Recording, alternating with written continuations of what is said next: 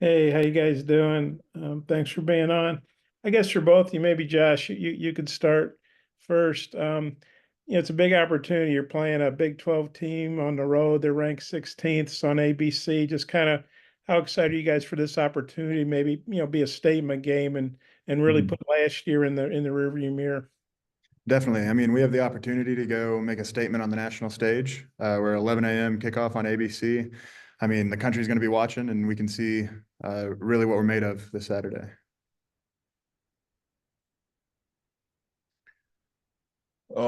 Me personally, I think it's a chance for us to go out and showcase our talents and just show what this season's gonna be like. And I'm just ready to go out and play in a new environment. I guess either of you guys that want to answer this, Luke Haas is going to, I guess Dylan for that matter, is twin brother. They're both going back to their home state to play and pretty close to home. And obviously, Luke missed a good part of last season. Just how excited do you guys think he is for this opportunity? And what are you expecting from him? After his first big game, or really since A&M, I guess he got knocked out of that really early.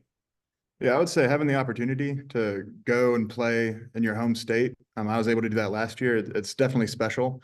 You get your whole family, your extended family to come watch you play, and it's something that I cherish, and I know he will cherish this Saturday. I mean, like you said, he had a great season last year before it was cut short, unfortunately. But he's worked hard this offseason to ensure that he's going to have another great season this year. And so I'm sure he's excited and ready to make a statement on Saturday and just play his heart out. For me, I just feel like he come out every day with a chip on his shoulder, and I feel like today he's gonna make a I mean not today, but Saturday he's gonna make a statement. Jane, I'm guessing you've gone against Luke a fair amount in practice. Just, I know he lost some weight and added back some muscle. Just what you see from him in camp, and how do you think he's maybe different and better than he was last year? He definitely had got stronger and faster. Just way more physical than he was his first year, and I feel like that's gonna help him excel. Okay, thanks, guys. I'll turn it back to the big O. Trey, go ahead. Yeah, Jayden, with a guy like Ollie Gordon, they've tried to, run the ball, and then they'll hit you over the top. How difficult is that being a safety to not get caught cheating up inside and just being prepared for them throwing deep like they do? Just being disciplined and playing within the defense, just having my eyes on my key, so it shouldn't be too much of a problem. Your thoughts on Gordon as a running back? A good back, physical, big. We just got to come ready and put a body on him. And Josh, your thoughts on the front seven for Oklahoma State, and they got a linebacker that's really active, and just your opinion on all those guys. Yeah, they're definitely an experienced core. I mean, you got number 30 and number 4 that are veteran players, and they're going to make plays. And I mean, that's their job. And our job is to limit the amount of plays they can make, hopefully to 0. And it's going to be a battle. It's going to be a clash every play on Saturday.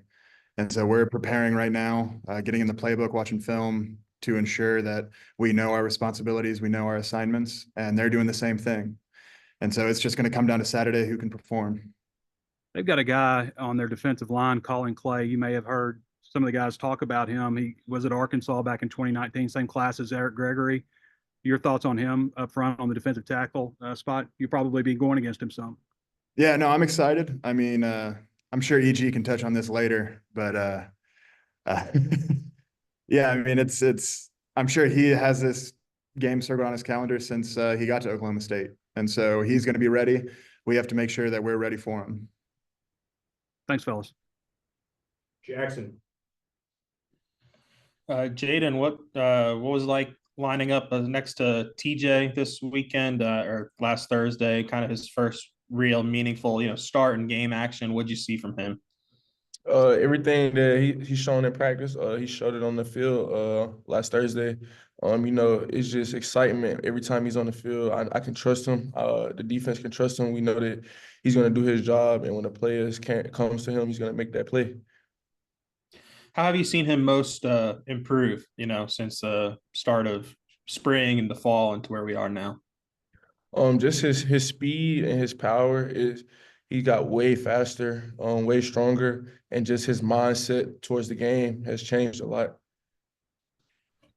Josh, you were one of I guess you're the only offensive lineman that started Thursday that also started, last year. Just how much different of a vibe was it maybe this year compared to last year at War Memorial Stadium? And, how good did it feel to kind of put on that show with the rest of the line? Yeah, I mean, vibes were high. We're playing at night. I feel like playing at night this year totally changed my perception of War Memorial. I could see how they played big games there, however many years ago. And I'm probably in the minority here, but I wish I wouldn't mind playing a big game there in the future. I mean, it was fun to be there at night. In regards to the new offensive line and the new offensive line coach, I mean, they went out there and handled business. We as a unit definitely progressed from last year. I think we all remember how people were feeling after that game, what questions arose. And I think we had success, but ultimately that was last week. And we're not going to play that game again. And so we're focused totally on Oklahoma State in this Saturday and to make another statement of who we are as an offensive line and our identity. Yeah, any added motivation like for you guys up front that this, it's the first big test for everyone, but I know with all the discussions about, you guys and the struggles last year that this, means maybe a little bit more for the offensive line this week. No, I would say, I mean, you approach every game the same. If you get too involved in the stakes of one game, you're going to alter your routine, and ultimately you're not going to perform as well because you altered your routine. And so you approach every game as if it was the biggest game of your career. And so we did that last week, and we're going to do it again this week, and we're going to do it next week. Thanks, guys. Daniel? How did the offense look in the 2 minutes for the first time, and how was the communication maybe on that drive specifically, and having that count for real for the first time? Would you mind repeating the first part of your question or your question as a whole? Yeah, just the 2 minute drive right before halftime. Mm-hmm. Yeah, I mean, How did the communication go? Before the drive, we wanted to work on our 2 minute protocol, and so we were communicating down and distance, how much time was left. We needed to get to the ball, snap it, whether the clock was stopped or rolling, if we were going to huddle or not. We had to communicate the IDs. And then, of course, as you saw, I mean, Talen's going to make plays. So if we hold up in protection and give him time, he's going to advance the ball, whether with his arm or with his feet. And I mean, I think his play speaks for himself. Thanks. Go ahead, Tom. Yeah, hey, Jayden, you guys won at BYU a couple of years ago. It was a big, marquee type game. But Arkansas has a history. They won at TCU in the first game of a 2-game series, and Texas Tech before that they won the road game. I wonder if you could take me inside the mentality that you guys took into the game in Provo, and just like knowing that there would be a bunch of eyes on the game and what it took to win that game.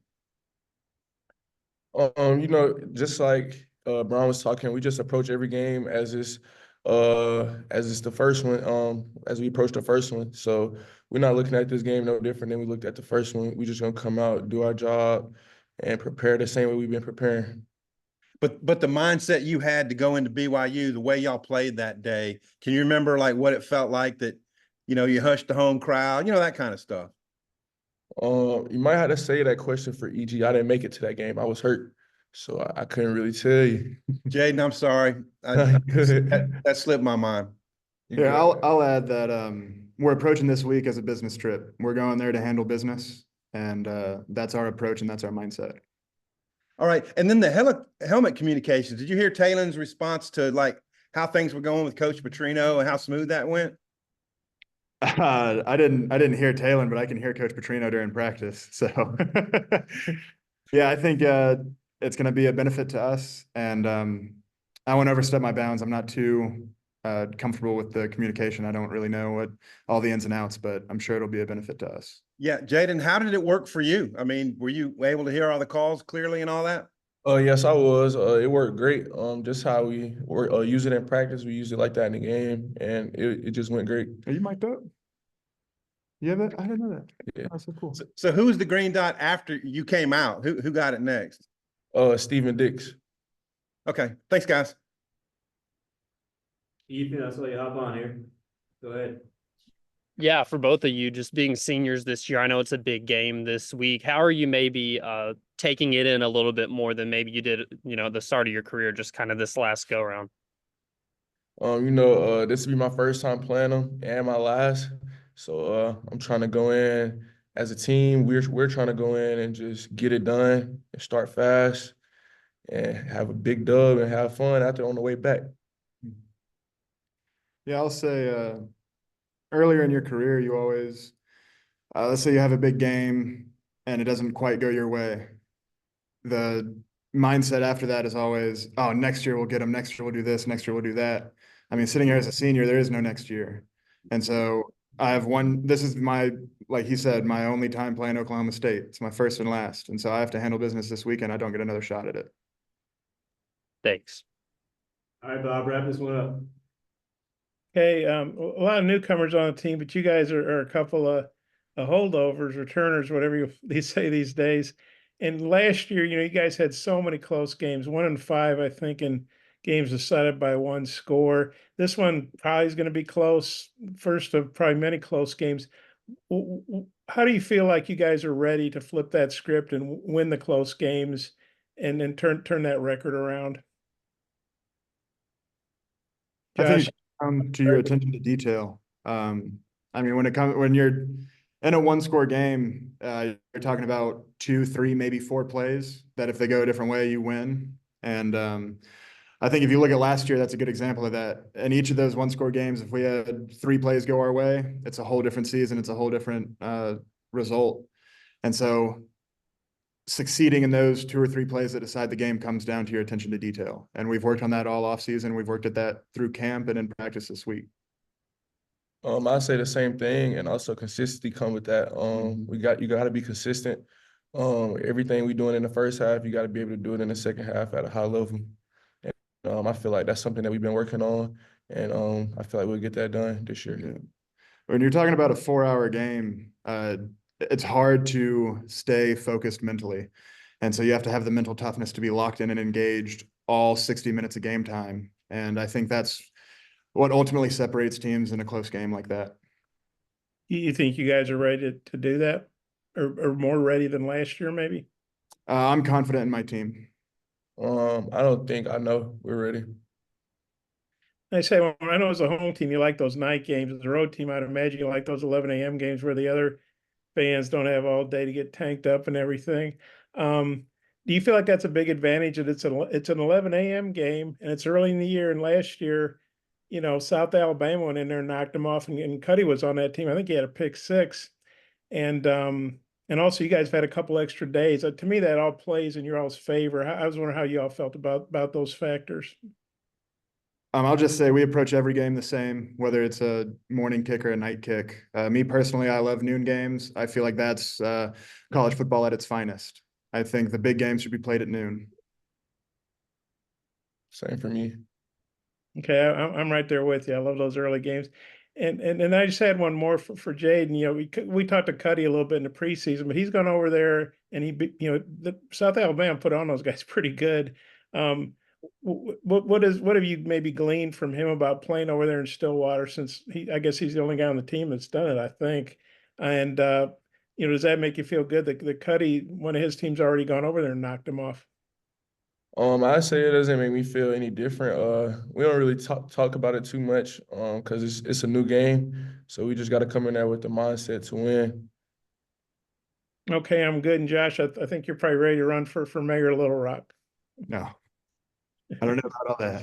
Great, final one. I was just getting ready for the next group. Appreciate you guys. Appreciate you. Thank you, guys. Y'all have a great day.